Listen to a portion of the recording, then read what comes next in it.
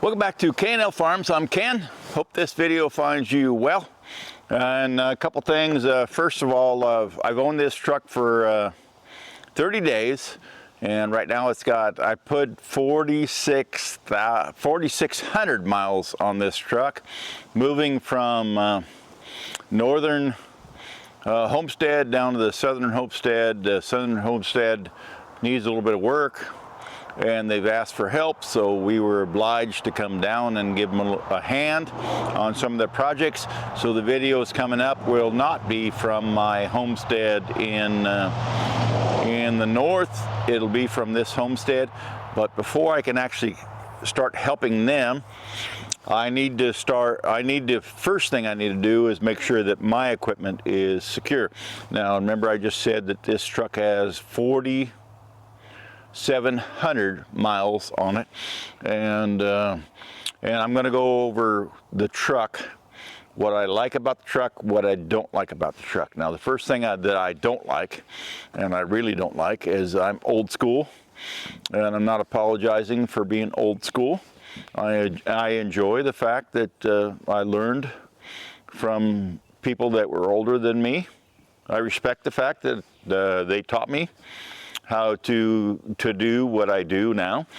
But used to be, when I bought a vehicle, a new vehicle, that they'd come with an owner manual. Now the owner manual in this, I think, is delinquent in many cases, and what it actually says in the owner's manual is rely on the truck to tell you when the service is necessary.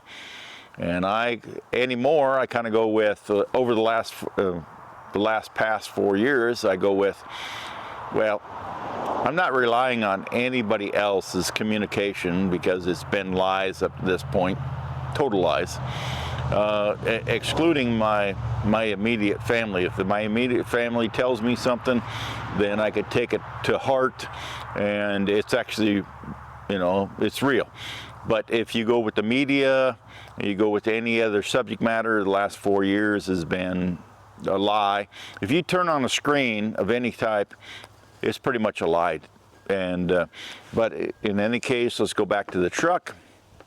In the truck it says, well, the truck is going to tell you when the service is needed. And I'm going to tell you a downfall on that in just a minute, because that's totally a con on this truck.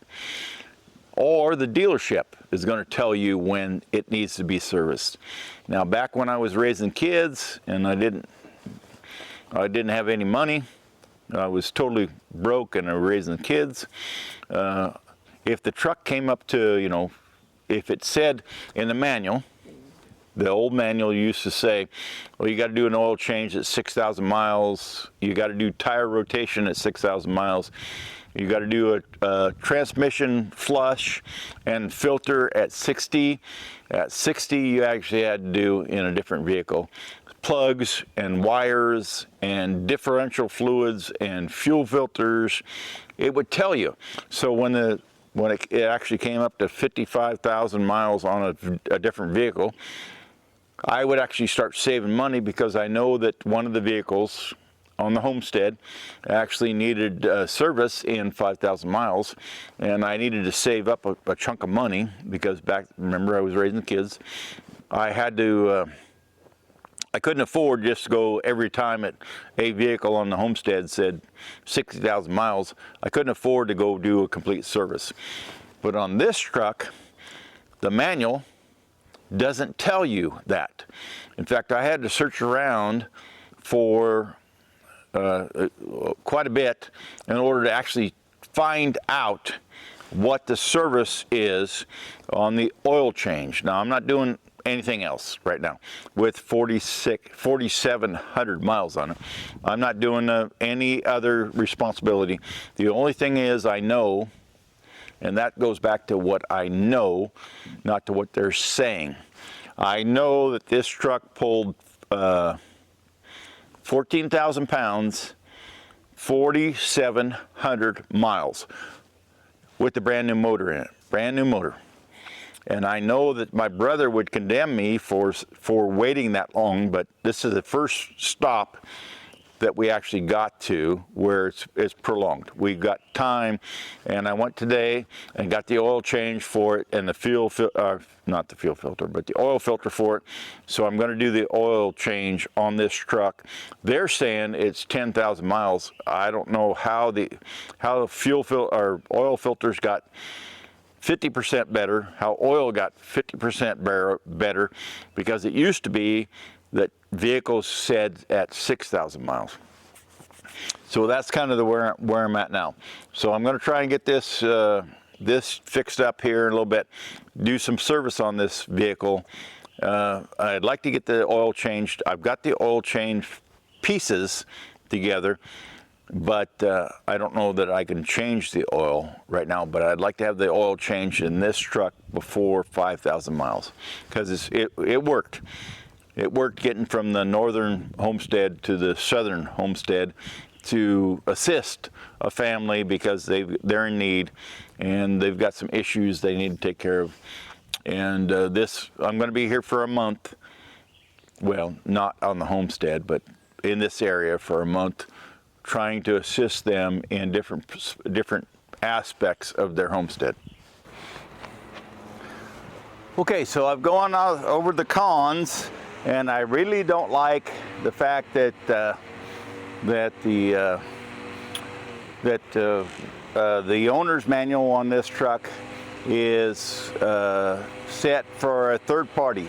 A third party will take care of you, and I've never been much for that. I've always been for trying to be self-sustaining, and just give me the information and I'll take care of it. But that was the con on this. The pros on this truck is I got a 6.7 high output Cummins in it, and the Cummins is a lot of power, more power than you actually think it's going to be.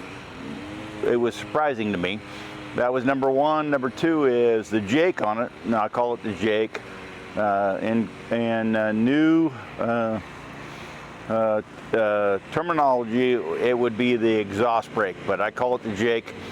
When I have put the Jake on this and on the not tow, if I'm not towing, I don't have the tow mode on. The Jake is kind of weak.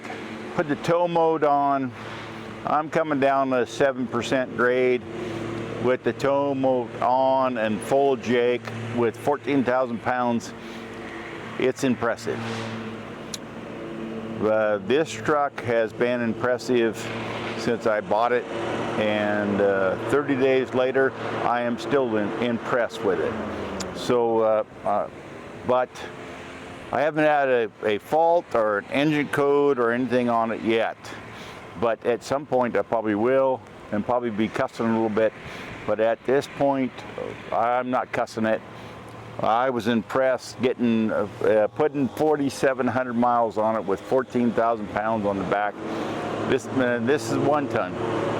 1 ton with the 6.7 high output engine in it. And I bought the 1 ton because the 3/4 ton still had coil-over springs, and I wanted leaf springs in it. It's better than I would imagine when I bought it.